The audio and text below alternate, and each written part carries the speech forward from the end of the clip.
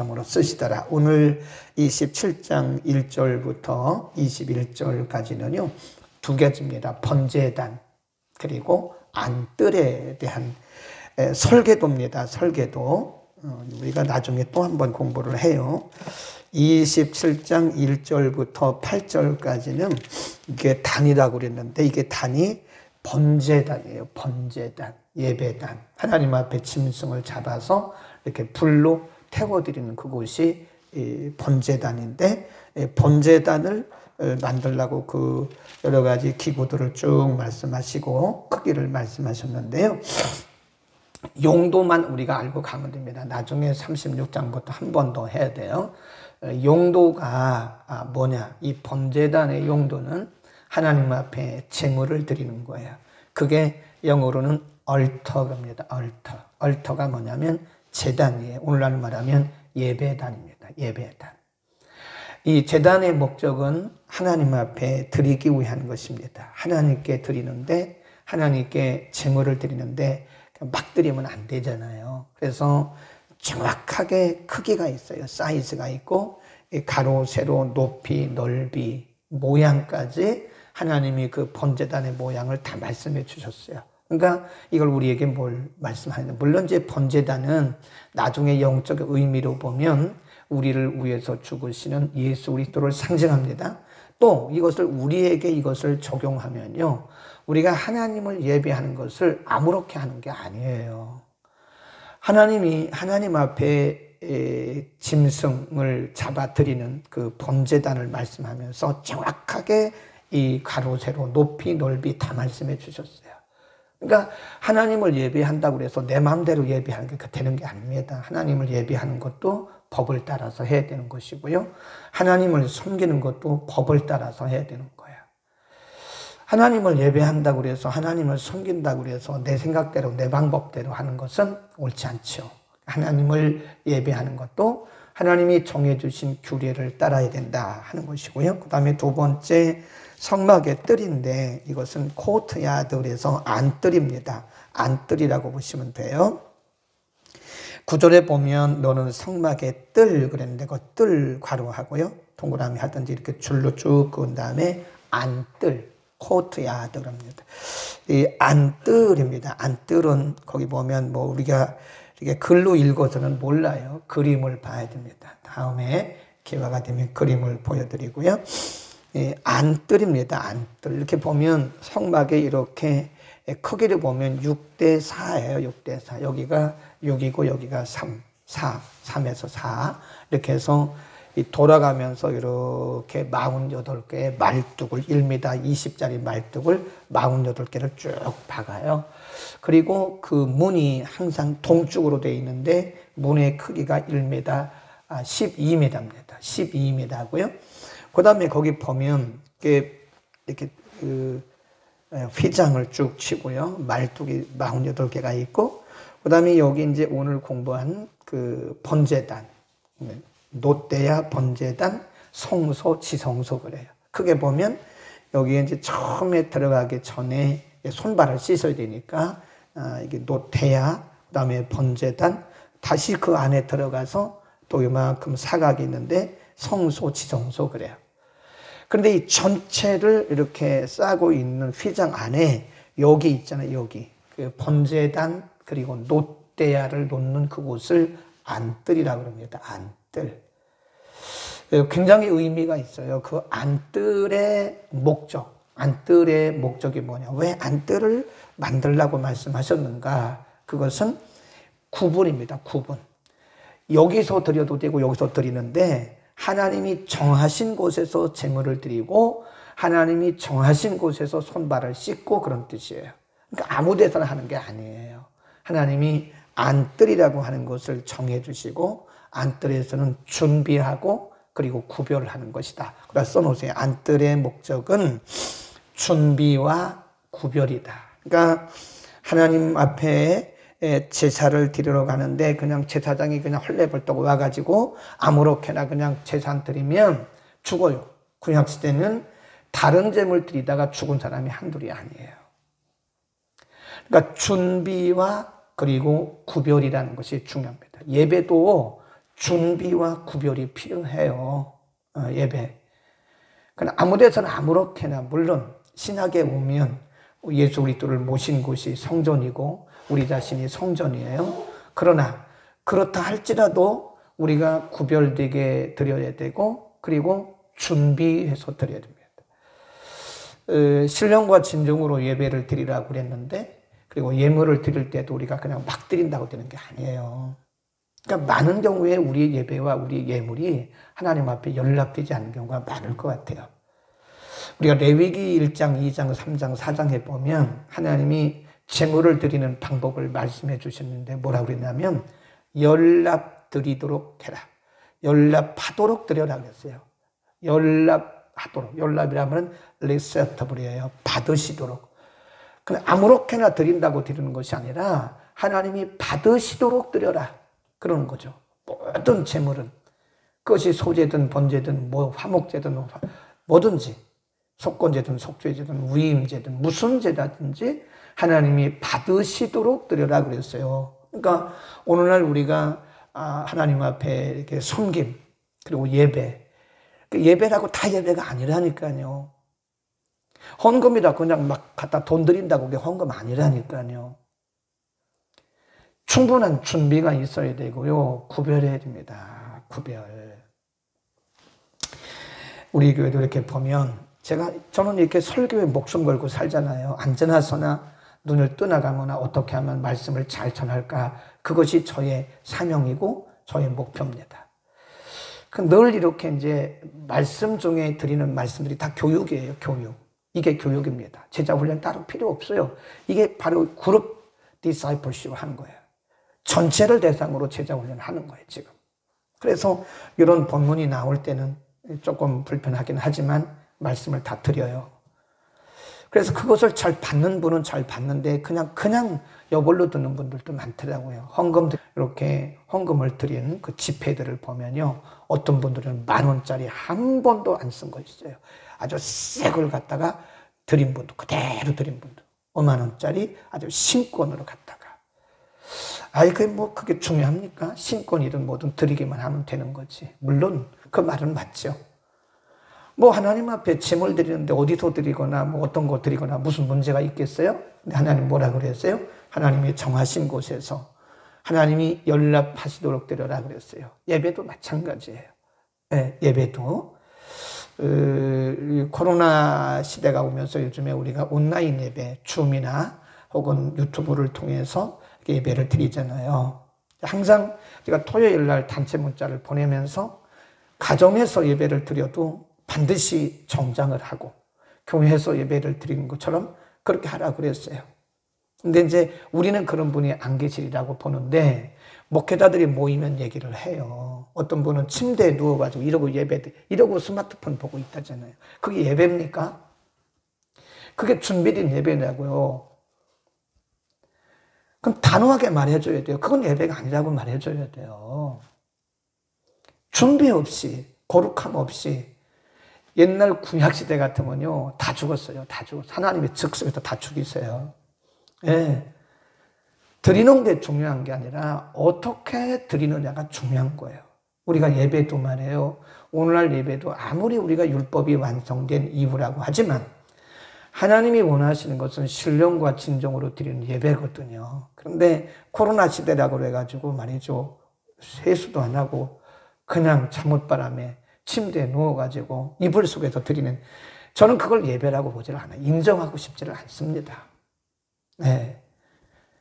그렇다면 하나님이 우리에게 이런 규례를 주실 이유가 뭐가 있습니까? 안뜰의 용도는 그거예요. 준비와 뭐예요? 구별입니다. 구별. 밖과 안을 구별하라 이거예요. 밖에도 드릴 수 있지만 그건 하나님이 정하신 것이 아닙니다.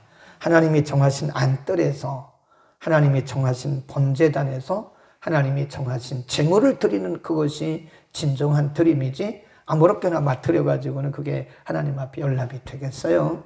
그러니까 오늘날도 굳이 안뜰을 오늘날은 제정하진 않았지만 우리가 영적으로 그리고 중심에 있어서 하나님을 예배하고 드리는 섬김 모든 것들이 준비되어야 된다. 아멘. 반드시 준비가 돼야 돼. 예배도 준비된 예배는 은혜가 됩니다. 나는 왜 이렇게 예배 은혜가 안 되지? 그건 본인이 준비가 안 된 거예요. 틀림없습니다. 10중 8구는 본인이 준비가 안 되는 거예요. 본인이 준비가 안 되면 은혜가 안 돼요. 틀림없습니다. 그러나 내가 준비가 되면 누가 어떻게 해도 다 은혜가 되는 거예요. 다 깨달아지는 거고요. 그 다음에 하나 더 20절에 보면 너는 또 이스라엘 자손에게 명하여, 명령입니다. 명령. 감나무로 찧어낸 순결한 기름을, 거기 줄거 놓으세요. 순결한 기름을 등불을 위하여 내게로 가져오게 하고 끊이지 말고 등불을 켜라. 끊이지 말고.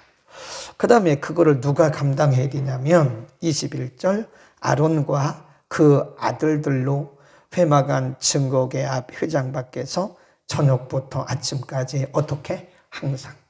항상 여호와 앞에 그 등불을 켜라. 그래서 늘 점검이란 말은 점검, 불이 꺼졌나 안 꺼졌나 점검을 하고 그 불이 꺼지지 않도록 대대로 지켜라 그랬어요. 그래서 이 레위인들에게는요, 하나님이 기업도 안 주셨고요, 다른 땅도 안 주셨어요. 하나님이 기업이고요, 레위인들이 할 일이 뭐냐면, 제사장들이 할 일이 뭐냐면 이거예요. 제단에 성막 안에 등불을 꺼뜨리면 안 돼요. 그래서 꺼졌나 켜졌나 이렇게 간검이란 말은 점검하라 이거예요. 등불이 꺼졌나 켜졌나 점검하고 그 불이 끊이지 않도록, 꺼지지 않도록, 이 제단의 불이 꺼지면 안 되는 거예요. 이것은 오늘날로, 오늘 신약시대의 용어로 이걸 바꾸면요, 예배, 여기 제단의 불이라고 하는 것은 예배, 기도, 섬김을 의미하는 거예요. 제사장은 구약에는 레위에 속한, 레위 지파에 속한 사람들이 제사장인데 지금은 만인 제사장입니다. 예수를 믿으면 우리가 다 제사장인 거예요. 그걸 만인 제사장설 그래요. 우리 다 제사장들이에요. 왕 같은 제사장이라 그랬잖아요. 구약에는 레위 지파만 될 수 있지만 이제는 예수 그리스도를 영접한 사람들은, 거듭난 사람들은 다 제사장이에요. 그럼 우리는 제사장으로서 할 일이 뭐가 있느냐? 제단의 불을 꺼뜨리면 안 돼요. 기도의 불, 예배의 불, 섬김의 불이 꺼지지 않도록 언제까지? 대대로. 코로나 시대가 오면서 많은 교회들이 예배를 중단하고 있는데 예배 중단하면 안 돼요. 우리는 감사하게도 하나님께서 앞서가셨어요. 다문화 복음 방송을 통해서 모든 장비를 다 만들어 놨어요. 그랬더니 오늘이 오더라고요. 어떤 분들은 저에게 막 뭘 한 분도 있어요. 왜 그렇게 비싼 장비를 사냐고. 저도 몰라요, 왜 사는지. 광고하면 헌금하는 사람들이 있어요. 이렇게 광고하면 그냥 뭐 몇백만 원씩 헌금하는 분들이 있어요. 이번에 우리가 방송 장비 사겠습니다. 그럼 우리 교회에서도 하고 다른 교회에서도 하고 그냥, 그래서 이 다문화 복음 방송하는데 장비값만요 3천만 원이 넘게 들어갔어요. 왜 그렇게 하셨나 그런 게 보니까 바로 이 시대를 위해서 하나님이 하셨더라고. 하나님 항상 앞서가세요. 근데 어쨌든 우리는 그래도 참 감사하게 MGBC 다문화 복음 방송을 통해서 늘 방송을 해왔기 때문에 우리는 그냥 자연스럽게 유튜브 생방송을 그냥 하고 지금도 하고 있는데, 이제 그래도 우리는 한 번도 예배를 쉰 적은 없어요. 어쨌든 유튜브를 통해든 뭘 통하든 예배를 쉬진 않았어요. 근데 예배를 쉰 교회가 많아요. 주일 오전 예배도 이 개척교회, 작은 교회에서는, 소규모 교회에서는 주일 오전 예배도 안 하더라고요. 그냥 이런 데가 이렇게 목사님이 설교문 써가지고 카톡으로 보내주고 그거 보고 예배 드리라고. 그게 예배입니까? 오후 예배 안 해요. 오전 예배 딱 한 번 드리고 말아요. 저녁 예배 안 합니다. 수요 예배 안 합니다. 새벽 기도 안 합니다. 우리는 예배에 목숨을 건 사람들이기 때문에 인원이 다 모이지는 못했지만 예배를 쉰 적은 없습니다. 새벽 예배 한 번도 안 쉬었고요. 코로나가 무서워서 새벽 예배 쉰 적 없어요. 주일 밤 예배 쉰 적 없습니다. 수요 예배 쉰 적 없습니다. 우리는 예배가 생명이에요. 아멘. 등불에 제단에 불을 끊이지 말란 말은 우리 개인도 교회도 예배를 쉬어서는 안 되는 거예요. 목숨 걸고 우리는 예배를 사수해야 됩니다. 아멘. 우리는 시대에 잘 적응을 해 나가야 돼요. 우리 한민족이 참 잘하는 것이 성질이 급한 면이 참 좋은 점도 많아요. 그냥 빨리빨리 이렇게 적응을 해 나가니까요. 하여튼 우리나라의 이런 시스템이 지금 세계로 다 수출되고 있어요, 지금요. 기도가 끊기는 것은 제단의 불을 끄는 것과 똑같습니다. 어떤 경우에도 기도를 쉬면 안 돼요. 어떤 경우에도 기도를 쉬면 안 됩니다. 그래서 개인의 기도, 교회가 기도, 교회가 문을 다 그냥 잠궈 놓고 만민이 기도하는 집이라고 그랬는데 기도하고 싶어도 갈 곳이 없는 곳이에요. 그래서 교회는, 그래도 기도는 교회에서 해야 되는 거잖아요. 우리 마음이 습관적으로, 그렇잖아요. 그러니까 이제 여기저기 기도하고 싶어서 가보면 교회들이 다 문을 잠궈 놔가지고 들어갈 수가 없다는 거예요. 우리 교회 오세요. 우리 교회는 24시간 문을 열어놓습니다. 만민이 기도하는, 만민이란 말은 누구나 다, 모든 사람이 다 기도하는 집이 만민이 기도하는 집 교회입니다. 교회는 만민이 기도하는 집이에요. 그러면 개인으로라도 하세요. 어떻게든지 우리 개인이 기도의 줄이 끊어지면 우린 영적인 호흡이 멈춘 거나 똑같은 거예요. 이유여하를 막론하고 기도를 쉰다는 것은 호흡을 멈춘 거나 똑같아요. 예배를 멈춘다는 것은 우리 호흡이 멈춘 거나 똑같습니다. 섬김을 멈춰서도 안 돼요. 어려우면 어려운 대로 섬기세요. 섬겨야 됩니다. 이번에도 가보니까요, 오륜교회 성도님들이 어제 쉬는 날이잖아요. 대체 공휴일인데 오륜교회 그 이주민 선교팀들이 빨간 옷 입고 와서 수십 명이 와가지고요, 다 자비로 하는 거예요. 자비로. 얼마나 멋있는지 몰라요. 어떤 교회에서는 200명이 넘는 분들 진단 키트, 그거 좀 비싸요. 그 200명 넘는 분 거 다 교회에서 다 헌금으로 가져왔더라고요. 그런 섬김이 사실은요, 그 청년들이 얼마나 놀러 가고 싶겠어요. 여러분, 놀러 가는 거 그렇게 중요한 거 아닙니다. 일시적인 거예요. 놀러 가봤자 그때뿐이지 돌아오면 피곤하고 별것도 없어요. 물론 힐링되는 건 있지만 그 오래 가진 않아요. 오히려 이런 청년들이 와가지고 막 찬양으로 섬기고 옆에서 선교사님들 섬기고 막 이러는 거, 물 떠다주고 뭐 그냥 이런 거 하면서 섬기면서 그들이 하는 얘기가 내가 살아난다. 이 섬기면요, 우리가 이게 섬기는 거, 하나님을 섬기고 이 제대로 섬기는 것은 내가 사는 길이에요. 그것이 부담되고 그것이 힘들다고 생각하면 이 사고를 바꿔야 됩니다. 거룩한 부담이죠. 이게 섬기는 것은 내가 사는 길입니다. 어렵다고 부담이 된다고 그러면 사실 우리는 육적으로는 편할지 모르나 영적으로는 지금 계속 우리는 침체되어 가고 있는 거예요. 섬길 때 내가 살아가는 거예요. 하다못해 못하면 내가 화장실이도 청소하세요. 아니, 냄새나는 화장실을 뭐 하냐고. 안 그래요. 화장실 청소할 때 은혜가 제일 잘 된다 그럽니다. 하세요. 교회 쓰레기통 이렇게 보면 딱 치우는 사람 두 분이 있습니다. 다른 사람은 관심도 없어요. 저 뒤에 쓰레기통이 있는지 없는지도 몰라요. 그냥 버리기만 하는 거야. 그냥 막 버려. 그 속에 있는지 없는지도 모르고 막 버립니다. 그걸 치우는 분이 두 분 계세요. 아무도 모르게 치우더라고.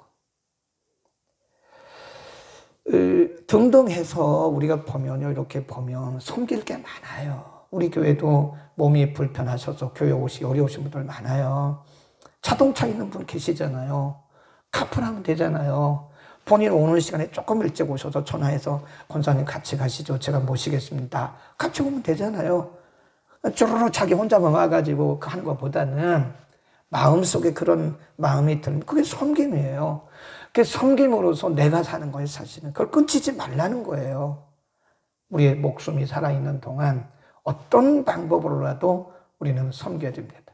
제가 이번에 평창 간다 그러니까 어떤 분이 계좌를 보내셨더라고요. 그게 섬김입니다. 예.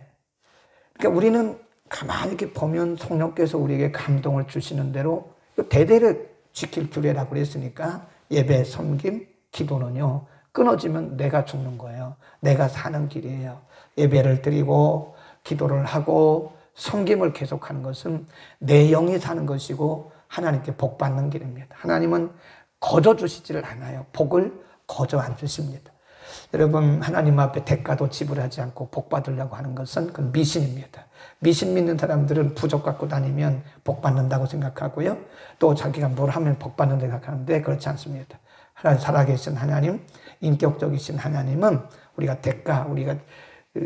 대가 지불할 때 거기에 대해서 복을 주시는 거지. 구원도 우리가 믿어야 구원받는 거지. 구원이 뭐 거저 줍니까? 구원도 내가 예수 그리스도를 믿고 입으로 시인하고 고백할 때 구원이 일어나는 거지. 내가 가만히 있는데 하나님이 구원해 주시나요? 그건 아니죠. 그러니까 우리가 왜 이런 말씀을 하셨나 이거예요. 제사장들은 항상 점검을 해요. 제단에 불이 꺼졌나 안 꺼졌나. 우리가 제사장이라니까요. 내 안에 기도에 불이 꺼졌는지 우리 자신을 살피죠. 남 살필 거 없어요. 나 살펴요. 내가 지금 기도에 불이 꺼졌나? 내가 영적으로 죽어있나? 내가 지금 예배가 죽어있나? 내가 섬김을 부담스러워하고 힘들어하고 있나? 혹시 우리가 섬김이 부담스러워지면요, 그건 지금 빨간불입니다. 빨간불이에요. 틀림없이 빨간불이에요. 섬기는 게 왜 이렇게 교회 청소하고 이렇게 성도를 섬기는 이것이 왜 이렇게 부담되지? 그러면 나는 지금 빨간불이라고 보시면 맞아요. 네. 헌금하는 것이 왜 이렇게 부담스럽지? 예배 드리는 것이 왜 이렇게 부담스럽지? 기도하는 것이 왜 이렇게 죽기보다 힘들지? 그것은 내가 지금 빨간불이 있다는 거예요. 간검하라, 점검하라는 뜻이에요. 기도하겠습니다. 거룩하신 우리 아버지, 은혜 주심을 감사합니다.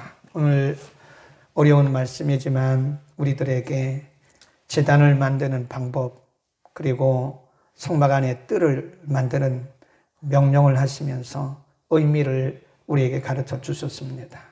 하나님을 섬기고 예배하는 것들이 내 생각대로 내 뜻대로 되어지는 것이 아니라 하나님이 가르쳐 주신 방법대로 되어야 됨을 가르쳐 주셨고, 특별히 한 뜰을 통해서는 우리의 섬김과 예배와 기도가 하나님 준비되어지고, 그리고 언제나 구별되어야 할 것도 가르쳐 주셨습니다. 제사장들의 의무는 제단에 불이 꺼지지 않도록 간검하고 늘 등불을 예비한 것이라고 말씀하셨습니다. 우리는 예수님 이후에, 예수 그리스도를 믿은 이후에 우리들 한 사람 한 사람이 다 제사장들이라고 말씀해 주셨습니다. 너희는 왕같은 제사장이라고 말씀하셨습니다. 그러고선 아버지, 우리가 다 같이 제사장으로서 우리의 기도와 우리의 예배와 우리의 섬김이 끊어져 있는지, 중단되어져 있는지, 가물거리고 있는지 우리 자신의 영적인 상태를 살피게 하시고 늘 깨어 하나님을 기쁘시게 하는 산 믿음의 소유자들이 되게 하여 주옵소서. 예수 그리스도의 이름으로 기도드립니다. 아멘.